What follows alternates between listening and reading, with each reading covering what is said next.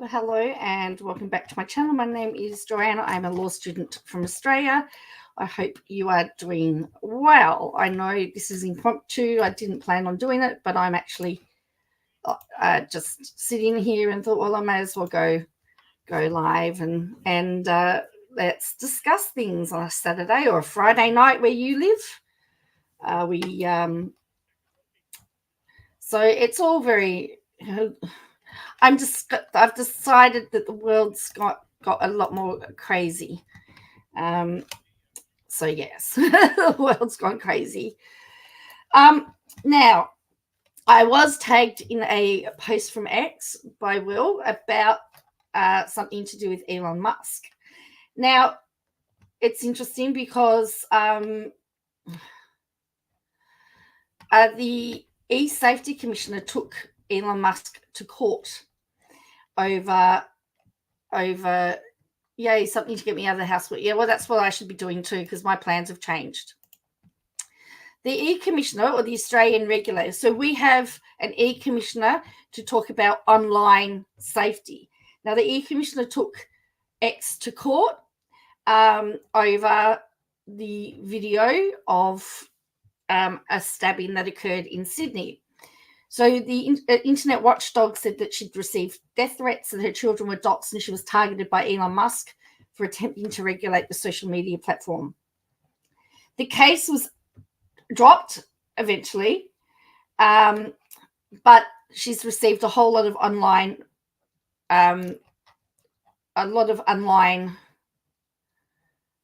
trolling and a whole lot of fallout from that. And so according to, this is a BBC article, by the way, doxing refers to release of private information about individuals online, usually with malicious intent. And it's found that nearly a Columbia University report into technology facility gender-based violence found that she had been mentioned in almost 74,000 posts on X ahead of the court proceedings. Despite no one really knowing who she was. So it's really about Australia. So that case was about Australia's ability to enforce its rules online against social media giants. So it was decided not to win, not to pursue the case, but X sort of said, oh yeah, it's a win. But Musk has called the Australian government fascists. Yes, it was also found that anyone mentioning her name on social media was also doxed. It was very interesting. Like there was a lot of vitriol. So there is a new social media bill. So this has all come out from a new social media bill, which would see X and other social media platforms receive fines over misinformation. Okay, and so his X is suspended in Brazil. I mean, it could be suspended in. So Elon Musk is called the Australian government fascists. The legislation, which was introduced to the Australian Parliament on Thursday, would see social media platforms face fines of up to 5% of their global revenue if they fail to prevent the spread of misinformation. So that's what this is about. Hello, Gracie Lee, Short Order, and everybody else that's joining. So X was suspended in Brazil last month over a feud over moderation concerns and free speech. And X described the Brazilian judge as a tyrant and a dictator. So it scaled back its content moderation since Musk took over, and there was some riots in the UK, stoking far right riots in the UK. He's been accused of that.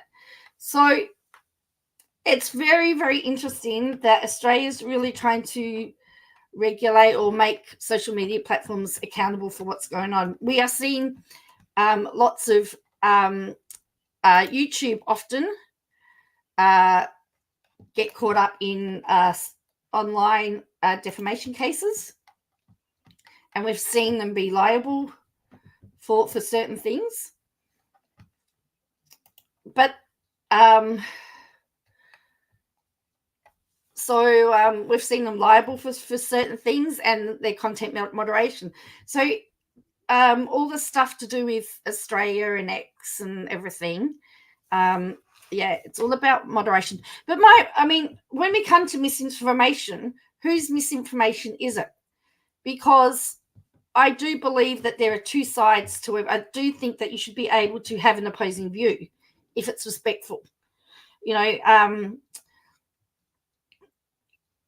If there is a decision to be made or a public debate or an election, both sides should be able to freely put their view forward. Now, that means that we had a referendum last year? Or was it early this year? Over the voice and legislation. And it was about recognition in the Constitution for First Nations people. I didn't actually have a problem with that, but there was further bits to that. But it would seem that anybody that supported one side of the campaign were free to give their stuff. The other side, every time something was posted of the opposing view, it seemed to be highly censored and deemed misinformation. So where does misinformation come from? Is it misinformation if it's an opposing view or a valid view? I don't know. To me, the use of certain words where posters and creators are allowed to say certain words, this is wrong. So short order cook. Last year, because you were on holidays without, gee whiz, that time's flying. We've got another federal election next year, don't you? It's a bit crazy. So, if as long as an opposing view is respectful and meets certain guidelines, is it wrong? That's where I sit with that. But misinformation is a big. Look at the COVID debate and the COVID things. If you were against COVID vaccines, you were spreading misinformation. But if you were for the COVID vaccine, you were for the vaccine. You weren't spreading misinformation. And so I don't know. It's just this word of misinformation is subjective, depending on what side the fence you're sitting on. And that's where I think we have to be very careful. The US election is driving you mad. I've managed to zone out. As I said, Harrison wanted to know who I was going for in the election. I said, Harrison, I have enough trouble trying to keep track of what's going on in Australia. I'm driving me crazy. Australian politics is driving me crazy. So that being said, there's still 2 more videos from Katie, because Katie Joy went live the other night. She's been getting lots of criticism. No speech is wrong. Words and communication are God-given. Well, Australia actually does not have the freedom of speech in our constitution. It's not a constitutional right, technically. It's implied, but it's not black and white in the constitution. There are certain things that are constitutional, like the right to a jury trial and a right to a fair a right to a jury trial is a constitutional right. The right to practice your religion without prosecution is also a constitutional right. Believe it or not, that's actually in the Constitution, the Australian Constitution. But we don't have an explicit constitutional right for freedom of speech, but it's an implied right. So we've got written rights, we've got implied rights. So it's an implied right. So true, and you reap the consequences of your words. So, yeah. So I want to just have a look at this. So let's have a listen to the rest of this. So she seems to be getting a little bit of heat at the moment for being online every night for 8 hours or 9 hours a day. And therefore, she's been scaling back her lives. So this is from the other night. Yes, being self-determining and taking consequences, or at least responsibility part. But no one takes responsibility these days, short order cook. And that's the problem. It's always someone else's fault. It's always somebody else's fault. You know, I would love to hear I would love to hear.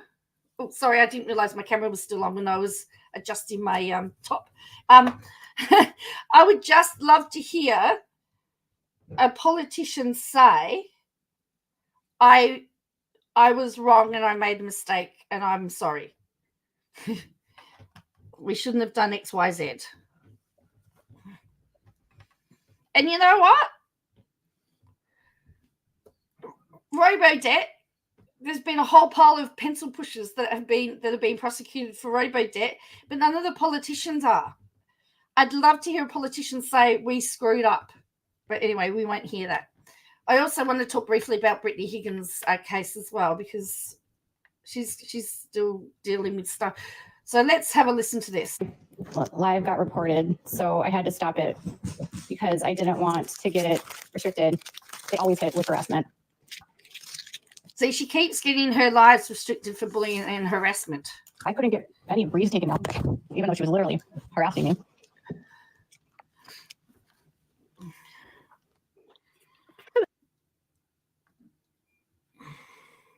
Again.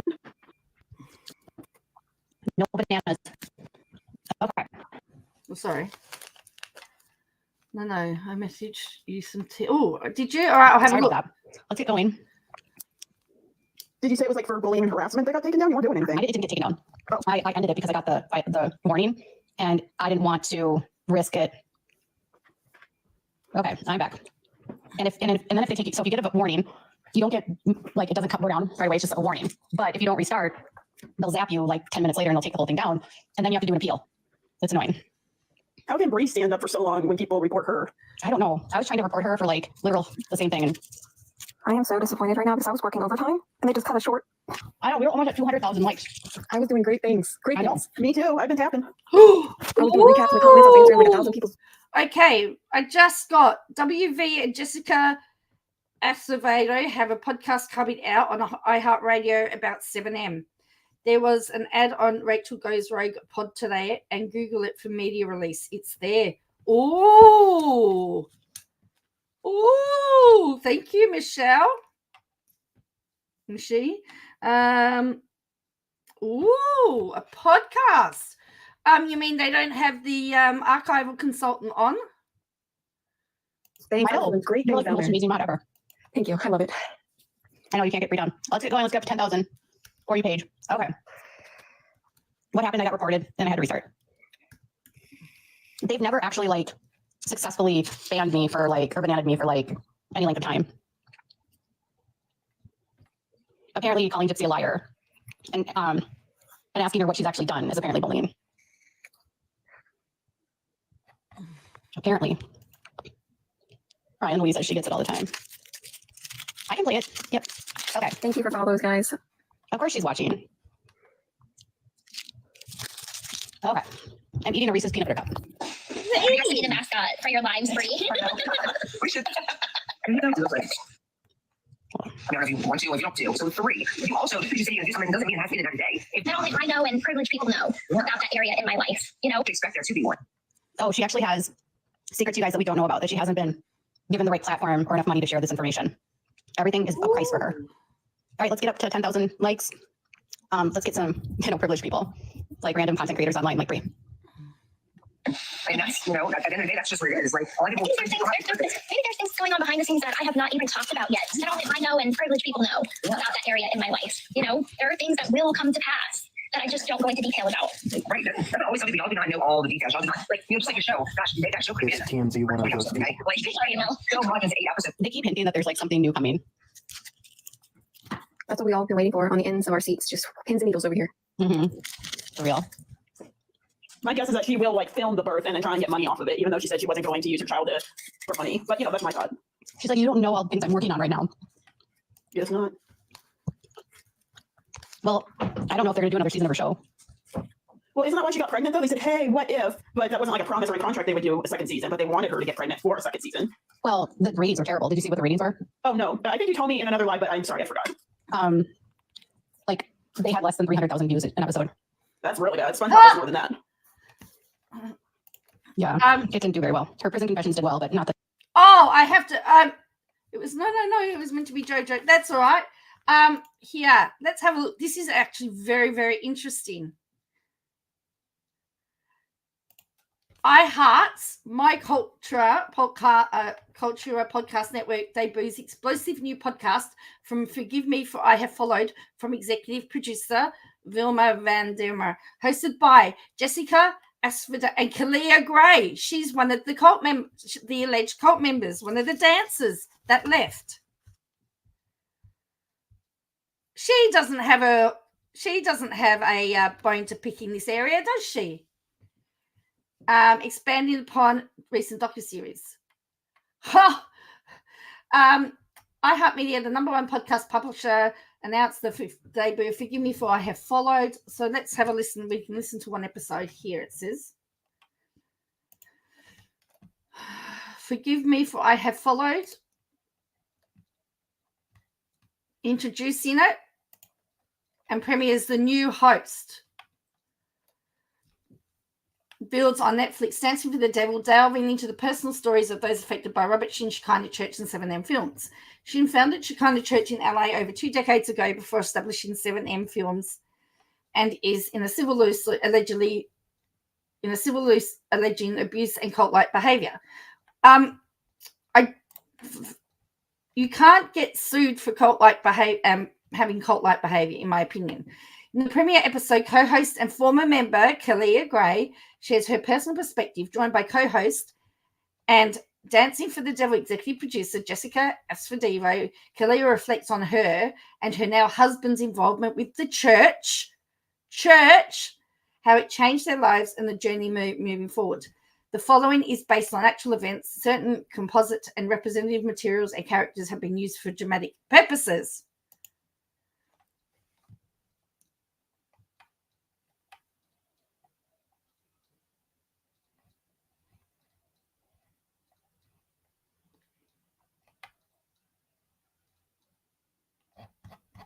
So here's my issue. Anyway, so let's go back to this one. Hello, Erin. So it says, so it's with Wilma Van Demir's iHeartMedia podcast, and a network dedicated to elevating Latinx voices and stories of which Velma is a stakeholder. So he's getting something out of this. The weekly podcast produced by iHeart Podcasts, Dirty Robber and Vandermeer's production company will join previously released podcasts from iHeart, including, So I should download it. I'm gonna download it for reference. Yes, I will. I'll do that if I can. If I can download it, I'll have to copy it. But so in the docuseries, we are able to share a few experiences and explore only pieces of the much larger story. Continuing with this exploration through the new podcast, Forgive Me For I Followed, with My Cultura and WV Sounds, allows us to dive deeper, as well as provide a comfortable space for others to share their experiences in hope of healing. So that's her. Now, apparently, she's Kalia Gray, is a social media marketer, video photographer, content strategist, known for her work with major brands like Nike, Lumiron, and Adidas on campaigns that feature some of the most world's celebrated dancers. Did she get Did she get that work with 7M?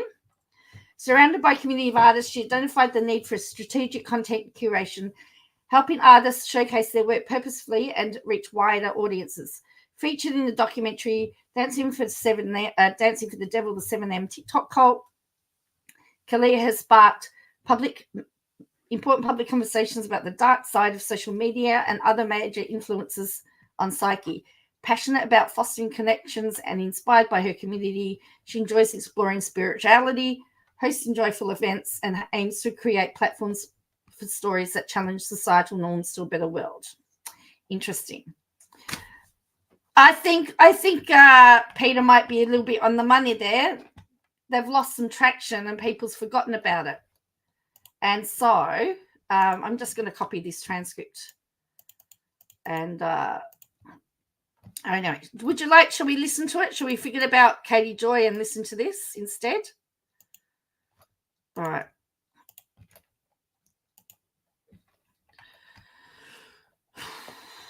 How long is it? Oh, 39 minutes. Okay.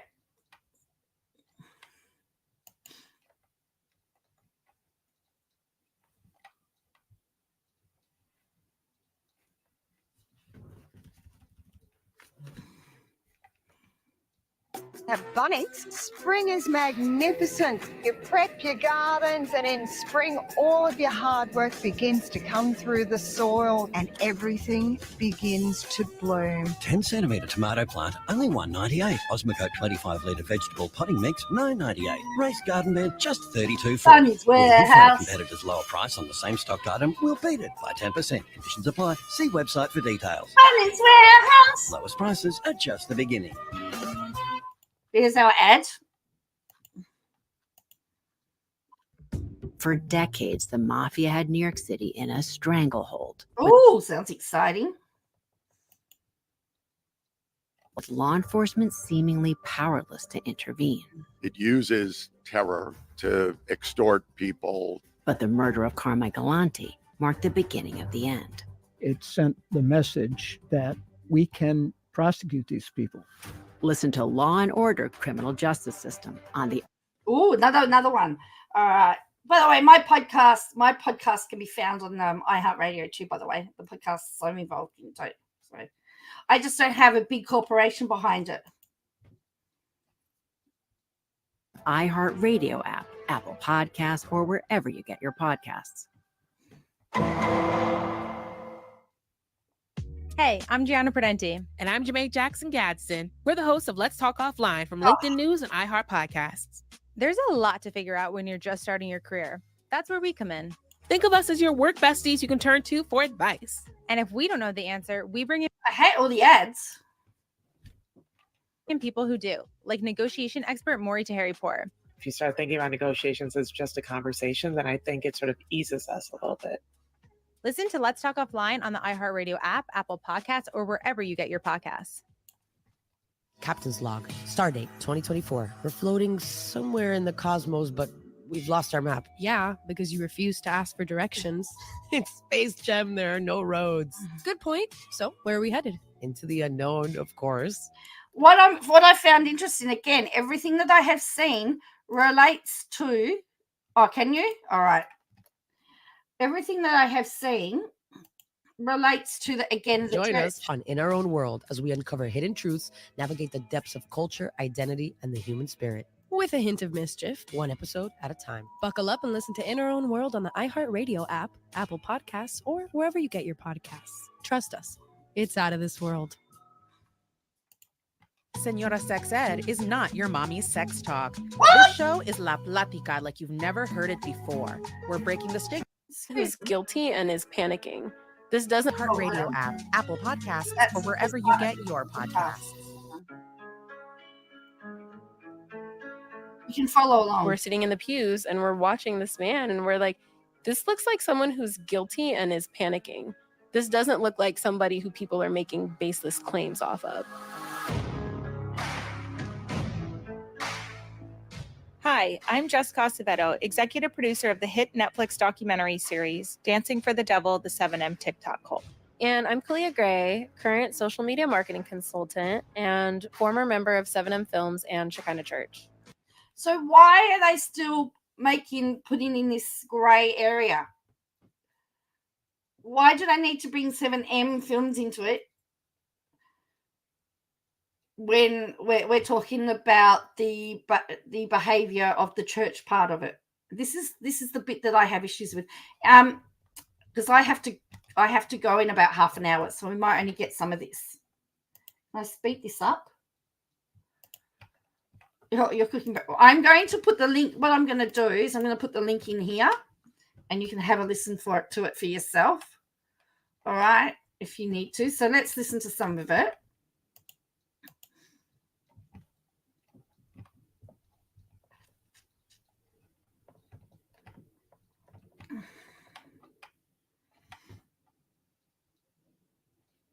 Oh, of course, now it's not going to work.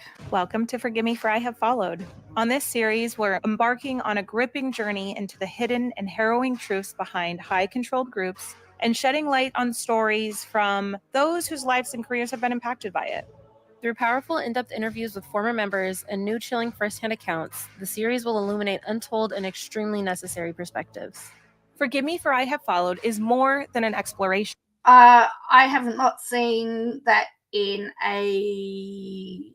I've not seen her name mentioned in there. But why hasn't she advertised it?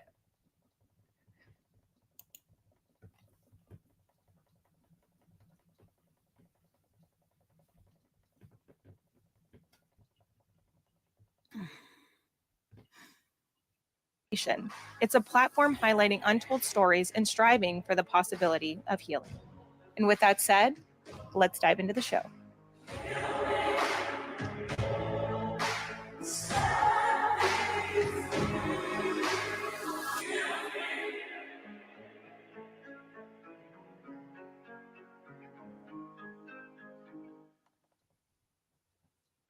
So, and then of course they say let's dive in, and their first thing is that let's dive Shekinah Church. So the whole basis again is around Shekinah Church. This is...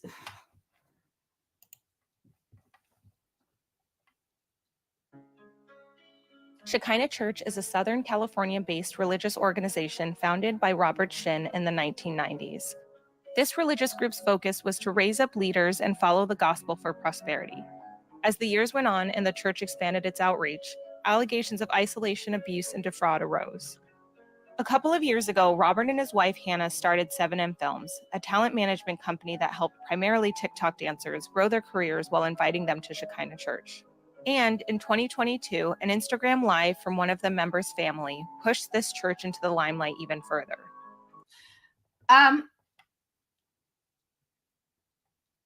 See, it says inviting them to Shekinah Church. It doesn't say they had to be part of Shekinah Church. Wonder if this is why she didn't go on TikTok last night. Probably sad to be left out. Instead of being on TikTok and acting like a sport brat, KJ should have been doing some investigative reporting. Well, that's correct. She should have been.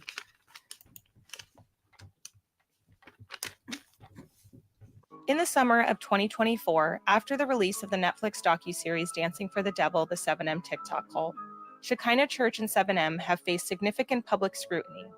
The series alleges that their CEO, Robert Shin, ran a cult through 7M Films and Shekinah Church, where he claims he no longer... If you didn't need to be part, if you didn't have to be part of 7M to be at the church, the whole cult argument diminishes. However, here's where I think they would have stronger ties, because there's no mention about the real estate company. There's no mention about the other businesses. They're only focusing on 7M.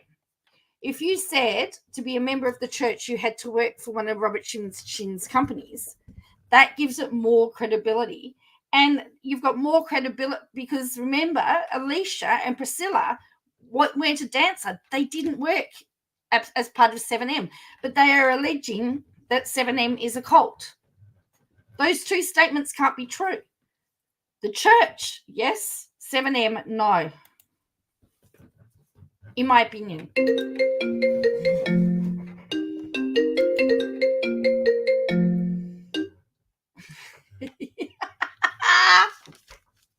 Everyone say hello to Harrison. or serves as pastor. However, it has been speculated he remains on the pulpit. Shin is accused of sexual harassment, fraud, and forced labor by former church members and TikTok dancers under his management company. In this premiere episode, we are going to start from my co-host Kalia Gray's perspective as she provides a personal account of her involvement with the church and 7M Films. Here's Kalia. I'm going to take you through my story and how my pandemic romance became my husband. We had hopes of moving to LA, and we did it. I thought hanging out with influencer friends was something I would be doing all the time. I went to a dinner party where all of a sudden Bibles were pulled out. I moved into a house that I thought was a steal and started making content with my friends.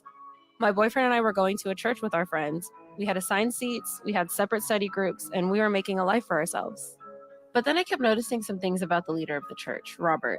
Robert Shin, or the self-proclaimed man of God, will be mentioned a lot in the podcast, and we'll talk more about him later. But what you need to know for now is a lot of the control and manipulation is believed to have stemmed from Robert and his teachings. We're going to pick up months after that, when I was first meeting Jessica, producer of the docuseries and my co-host, for the first time in a fuss shop in Vegas after I had left the church and friends behind who stayed. Here is Jess. Just first and foremost, sitting here right now is like kind of crazy to just think that a little over a year ago, I flew to Vegas to see my family and piggybacked the opportunity to meet with you. And I just remember I felt like so, well, one, let me go back. I think that when we saw that you guys had gotten out of the church, I think there was all of these questions whether Got out of the church. See, got out of the church.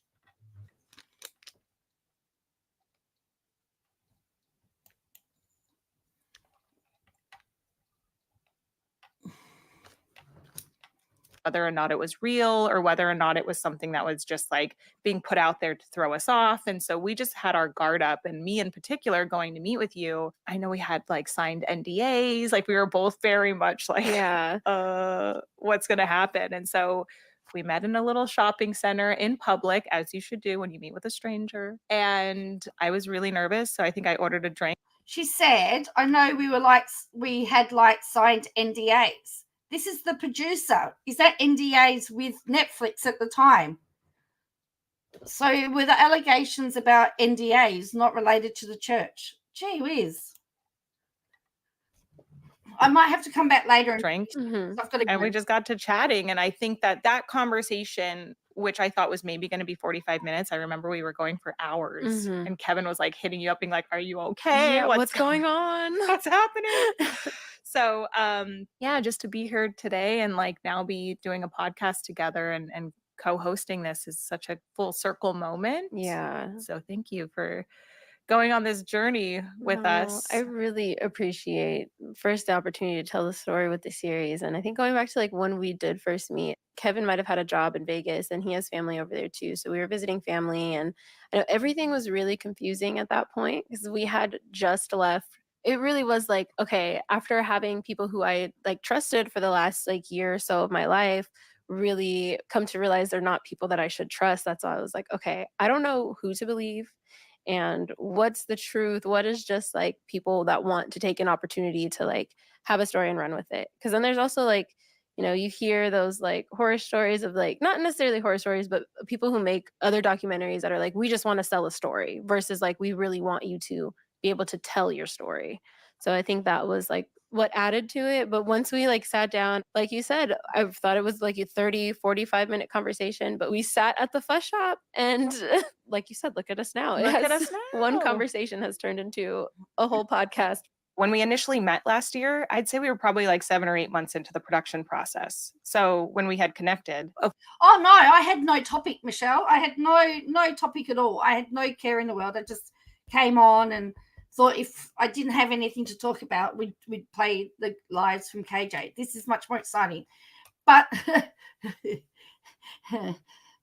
I just find it very, very interesting that we're still talking about the church. The only link that they've got of 7M is that he ran the 7M, that he was part of the management company, but they're still talking about, when they're talking about assigned seats at church, they're talking about the church. The church is the cult part, from what I can work out.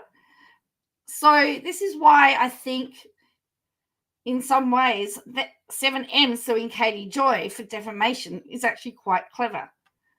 And it's also fraught with danger because, and I've said this before, the easiest way for Katie Joy to get out of the lawsuit is to say that she didn't actually defame 7M. She was, that Shekinah Church is not part of the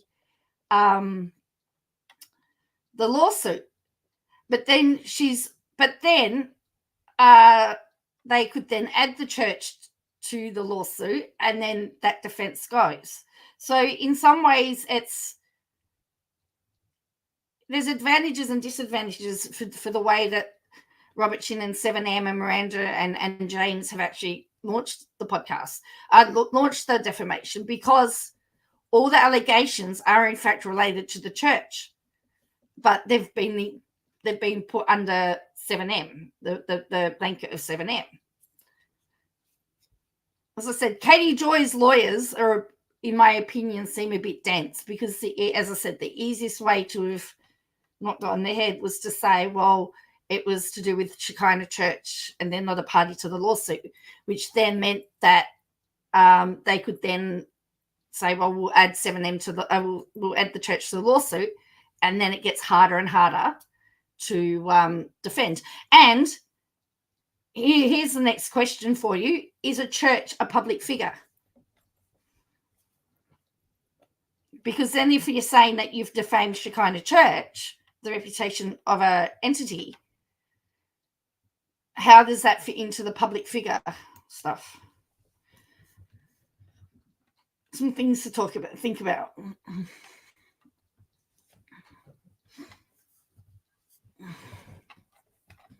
Of course, it's like, one, is it true? Did they actually leave? And second, it was something that's so rare in documentary filmmaking that you actually have the opportunity to sit down and talk with people in real time as they're experiencing something versus reflecting on a time that they had been in it right, and years experienced ago, it, yeah. which is still very, very powerful. But I think that's what made it so unique and maybe scary at the same time. It's even scary to think about because now it's like where there's people who are saying that they've left and having those same conversations where it's like, did you really leave or is this a ploy? So it's crazy that we're still in today's time having to deal with the same feeling with people who were involved and potentially still are involved. We are alive. So today is my sister's birthday. Oh no. Oh no, we're back to hello, Vivian. The Fat K was wondering who was selling stories for. Yes, that's right. We know who was selling stories for a quick buck. They're supposed to be all KJ's contacts, short order. She doesn't even get a mention. We know why Miranda blocked Melanie and her family, because she was the golden goose of the time and she started making her own money. And she wasn't going to be part of that anymore. Yeah, but 7M is neither a church or a cult. Correct, Michelle. That is the issue that there is, in my opinion. And we're not allowed to contact her, and it's really sad because we're blocked on absolutely everything, and we really don't. You trashed her. What do you expect? Know why. Whatever she's involved in, she's got some kind of control over her that is making her afraid of something. Melanie Wilking, sister to one of the 7M dancers, Miranda Derrick, went live on Instagram with her parents in 2022. Miranda is still believed to be a part of 7M management, and this Instagram live was an attempt from her family to get a response from the general public and Miranda. This was rapidly shared and went viral and was the catalyst that exposed Shekinah and 7M management. So how did Robert respond to that Instagram live? There was more public attention drawn to it. One of the things he had said was like, oh, so we're going to disband the name of 7M. Everyone's going to put their own emails in their bio. So it looks like we're not really a thing anymore. It looks like we've disbanded. But really behind the scenes, this is what we're going to actually be doing. That's why I'm really skeptical when I hear people saying like, no, we've left, because I'm like, that was part of his plan, essentially, even when we were there. Like, okay, no, go and see your family members, go and hang out with people so it doesn't look like you're involved. It looks like you're separated from us. So you can, still have your career and you can still like get brand deals. You could still make money. Which is interesting because I think since the doc was released, it's 50-50. Some people have really leaned in and are like fully loyal. I know I've been unfollowed by a couple of the dancers that are still in there. And then there's other people like Miranda who's come out and done like a public statement about it, which for me personally, I'm not fully sure she's actually seen the documentary just based on her response. I'm like, it's an interesting response based on someone that may have seen it, because it really is coming from a place of love and it's not meant to be destructive in any sort of way. So that really does track. What? So yes, maybe Melanie has more views now than Miranda, which I think was a point. I think hello, Layman. What are we listening to, Gigi? We found out that Vilma Vandermeer and Jessica Avadiso are doing a podcast based on the 7M cult, and she's co-hosting it with Kalia Gray, who just happens to have been one of the dancers. Surprise, surprise. Now, unbelievable that Melanie blamed everyone else but herself for her sister leaving. Yes, I know she ought to cook. It's everyone else but me, right? Everybody else but me. I think Jessica, yes, I think she did say, Michelle, that she wished she wasn't part of the documentary. So the first bit we've heard is that their assumption, if he suggested to go spend time with the family, could be we don't know the context behind it. But what was interesting here, the first time they mentioned 7M is that they're saying the documentary was a place of love. That is what they're saying. Was that the only connection with 7M is that Miranda is a dancer for 7M. If you remember that Priscilla and her sister Melanie Lee were not part of the dance group. The only connection the only connection comes from the point of Miranda was part of 7M, and that many of the ones to the left are dancers.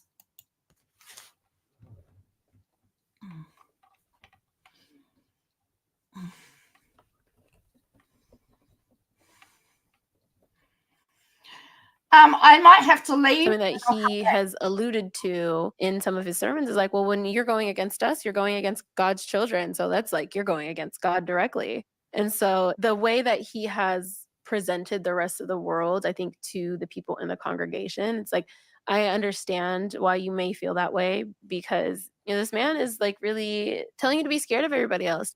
I think it's really just like the fear of like, I'm going against the heavens if I decide to do this, or even just this like concept of like loyalty. Like, I think that's something else that he may play on, especially with like the men. It's like, wow, that's your friend and your friends online talking about you like that. That's crazy, because that's some things that we've heard, like even regarding Miranda's parents, even hearing them tell their story from their side, it was easier to twist it to be like, well, you don't really know them, so let me tell you about them. Yeah. Or even Miranda being like, no, that's not my truth. This is actually my side of the story. So for me, I was like, well, I know Miranda, so I'm going to trust what Miranda is saying.